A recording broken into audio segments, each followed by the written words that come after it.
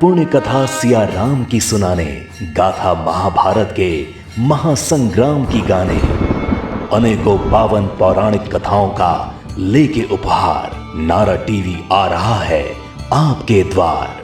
Narad TV प्रस्तुत करता है नारद वाणी, सनातन धर्म की अनेकों अद्भुत गाथाओं और जानकारियों से भरपूर अनूठा मंच। तो अभी सब्सक्राइब करें नारद वाणी यूट्यूब चैनल को। जब प्यार नहीं है तो भुला क्यों नहीं देते, खत किसके लिए रखे हैं जला क्यों नहीं देते, किस वास्ते लिखा है हथेली पे मेरा नाम, मैं हरफे गलत हूँ तो मिटा क्यों नहीं देते। लिल्लाह शबो रोज की उलझन से निकालो, तुम मेरे नहीं हो तो बता क्यों नहीं देते। वर्ष 1992 में दूरदर्शन पर एक बेहद रोमांटिक धारावाहिक का प्रसारण हुआ था, जो हसरत जयपुरी जी की लिखी इस गजल के भावों को बखूबी चित्रित करता है। मोहब्बत के इन्हीं जज्बातों और इजहार के बीच की कहानी को दर्शाते इस धारावाहिक का नाम है कशिश, जिसे उस दौर के दर्शकों ने खूब पसंद किया और आज भी उस धारावाहिक और उससे जुड़े एक्टर्स को लोग उसी शिद्दत से याद करते हैं। नमस्कार दोस्तों, मैं हूं अनुराग सूर्यवंशी। स्वागत है आपका हमारी खास श्रृंखला क्लासिक सीरियल्स ऑफ दूरदर्शन में। आज की कड़ी में हम चर्चा कर रहे हैं 90 के दशक में प्रसारित बेहद सफल धारावाहिक कशिश और उससे जुड़े कलाकारों के बारे में। मीना वैष्णवी द्वारा निर्देशित इस धारावाहिक की कहानी और पटकथा खुद मीना वैष्णवी ने ही लिखी थी और इसके संवाद को लिखा था मशहूर लेखिका कामना चंद्रा जी ने। धारावाहिक को संगीत से सजाया था कीर्ति अनुराग ने। हालांकि इस धारावाहिक के टाइटल संगीत में कोई गीत नहीं था, लेकिन इसका संगीत और फिल्मांकन दोनों ही इतने खूबसूरत थे कि दर्शक उसके साथ किसी दूसरी दुनिया में खो जाते थे।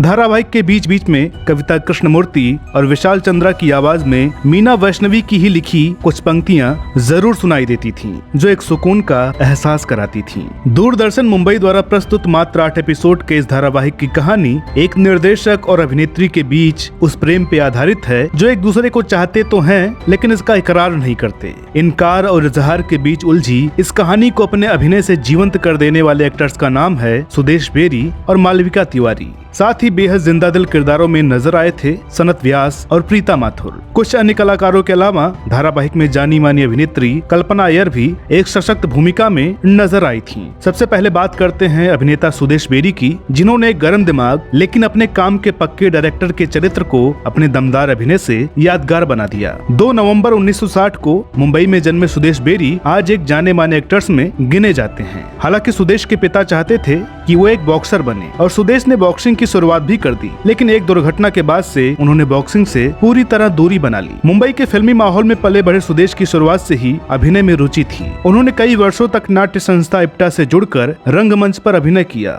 जहां उनके अभिनय को खूब सराहा गया। उसी दौरान उन्हें डायरेक्टर राजकुमार संतोषी द्वारा निर्देशित और सनी देओल की अभिनीत सुपरहिट फिल्म घायल में काम मिला। हालांकि सुदेश वर्ष 1988 में प्रदर्शित फिल्म खतरों के खिलाड़ी से बड़े पर्दे पर अभिनय की शुरुआत कर चुके थे, लेकिन इस फिल्म में उन्हें कोई क्रेडिट नहीं दिया गया। घायल की सफलता के बाद बतौर नायक उनकी कुछ और फिल्में आईं, लेकिन उन्हें वो सफलता नहीं मिल सकी। इन फिल्मों में वर्ष 1992 में प्रदर्शित फिल्म वंश और युद्ध पथ आदि भी शामिल हैं। इसी दौरान उन्होंने BR चोपड़ा के कालजयी धारावाहिक महाभारत से टेलीविजन का रुख किया। हालांकि टेलीविजन पर उनकी असली पहचान बनी वर्ष 1992-93 में प्रदर्शित रोमांटिक धारावाहिक कशिश से। उसके बाद टेलीविजन और फिल्मों में एक साथ अपनी पकड़ बनाए हुए सुदेश ने एक के बाद एक ढेरों बड़ी और सफल फिल्मों में दमदार भूमिकाओं के साथ अपनी उपस्थिति दर्ज करवाई। बॉर्डर, रिफ्यूजी, येलो सी कारगिल, टैंगो चार्ली और सनम तेरी कसम आदि ढेरों फिल्मों में उन्होंने बतौर सहायक अभिनेता यादगार काम किया। टेलीविजन धारावाहिकों की बात की जाए तो उन्होंने दर्जनों धारावाहिकों में लीड रोल्स निभाए और ढेरों धारावाहिकों में सहायक और चरित्र भूमिकाएं भी सफलता पूर्वक निभाई, जिनमें सुराग, अंदाज,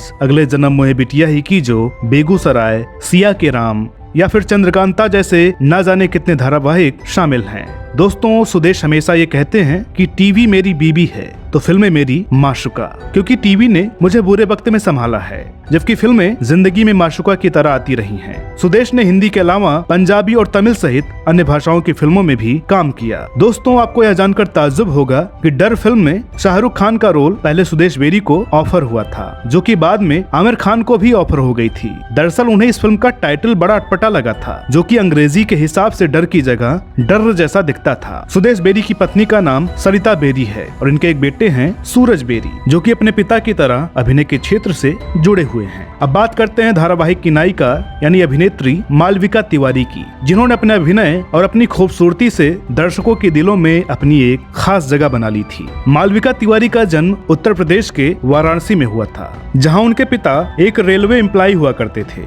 बाद में वे मुंबई, दिल्ली और भोपाल जैसी जगहों पर भी रहीं। मालविका की पढ़ाई मुंबई सोफिया कॉलेज से हुई और बाद में दिल्ली आने पर वे फ्रेंच सीखने के लिए दिल्ली के जवाहरलाल नेहरू महाविद्यालय यानी जेएनयू में चली गईं। वहां से निकलने के बाद उन्होंने बतौर मॉडल अपने करियर की शुरुआत की और ढेरों विज्ञापनों में काम किया और उस दौर के विज्ञापनों का एक जाना पहचाना चेहरा बन गईं। इसी दौरान उन्होंने ढेरों फिल्मी कलाकारों से सजे धारावाहिक इसी बहाने में भी काम किया। एक तरफ उनकी लोकप्रियता बढ़ रही थी तो दूसरी ओर उनकी फैमिली की तरफ से उनकी शादी के लिए भी दबाव दिया जाने लगा। हालांकि वे खुद कहती हैं कि यूं अचानक शादी करना उनके करियर के लिए ठीक नहीं था। बहरहाल 2 वर्ष के बाद उन्होंने फिर से विज्ञापनों में काम करना शुरू किया और बतौर अभिनेत्री टेलीविजन से शुरुआत भी कर दी। संजय खान के the sword of Tipu Sultan में वे नजर आईं। हालांकि उन्हें उनकी असली पहचान मिली धारावाहिक कशिश में, जिसमें वो एक अभिनेत्री की भूमिका को निभाते हुए नजर आईं। एक स्वाभिमानी अभिनेत्री के मनोभावों को बेहद खूबसूरती से निभाए गए इस किरदार के साथ साथ लोगों ने मालविका को भी खूब पसंद किया।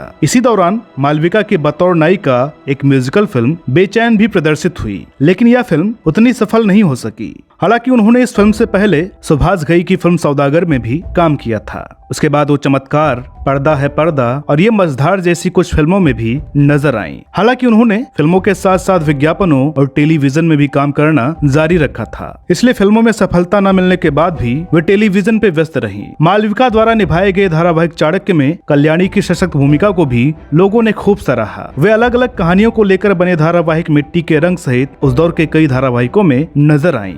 अभिनय के क्षेत्र में मालविका जिस मुकाम को हासिल करना चाहती थीं, वो उन्हें ना मिल सका तो अभिनय से ब्रेक लेकर न्यूयॉर्क चली गईं, जहां उन्होंने स्टेन ग्लास आर्ट की विधिवत ट्रेनिंग ली और वापस दिल्ली आकर पूरी तरह से इसी बिजनेस से जुड़ गईं।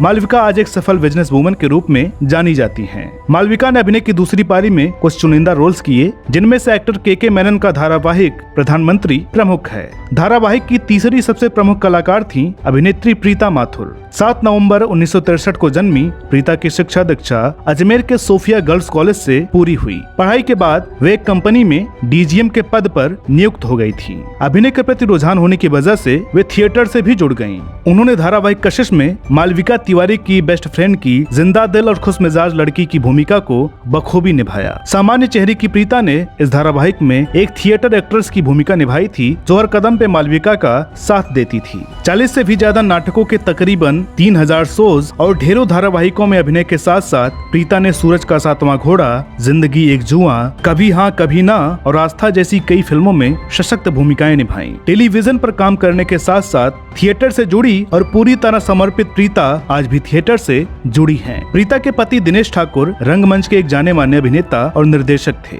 उन्होंने ढेरों हिंदी फिल्मों और टेलीविजन धारावाहिकों में भी अभिनय किया। बासु चटर्जी की फिल्म रजनीगंधा के लिए उन्हें फिल्म फेयर पुरस्कार भी मिला था। 1978 में प्रदर्शित फिल्म घर की कहानी और पटकथा लिखने वाले दिनेश ठाकुर ने एक थिएटर ग्रुप एनएनके की स्थापना की, जिसे अंक नाम से भी जाना जाता है। मुंबई की थिएटर कंपनी वर्ष 1976 से अभी तक सक्रिय है। 20 सितंबर 2012 को दिनेश ठाकुर के निधन के बाद इस थिएटर ग्रुप का सारा उत्तरदायित्व अब प्रीता माथुर ही संभाल रही हैं। अभिनय के साथ साथ प्रीता अब नाटक लेखन और निर्देशन का काम भी करने लगी हैं। धारावाहिक का चौथा सबसे पसंदीदा चरित्र था डॉक्टर मर्चेंट का, जो कि रोमांटिक होने के साथ साथ एक जिम्मेदार व्यक्ति भी था। धारावाहिक में प्रीता माथुर के प्रेमी और पति की इस भूमिका को अपने मस्ती भरे अभिनय से जीवंत कर देने वाले एक्टर का नाम है सनत व्यास। सनत व्यास थिएटर और टेलीविजन से जुड़े हुए व्यस्त कलाकारों में से एक हैं। वे 90 के दशक में दूरदर्शन के हिंदी धारावाहिकों के साथ साथ गुजराती धारावाहिकों में भी काम कर चुके हैं। बाद में उन्होंने हसरतें, एक महल और सपनों का जैसे कई धारावाहिकों में काम करने के साथ साथ आते के भी दुनिया, पोलम पोल और हाफ टिकट जैसी कई गुजराती फिल्मों में भी काम किया। सनत व्यास आज भी गुजराती थिएटर से जुड़े हुए हैं और देश विदेश में गुजराती नाटकों के शोज में व्यस्त रहते हैं।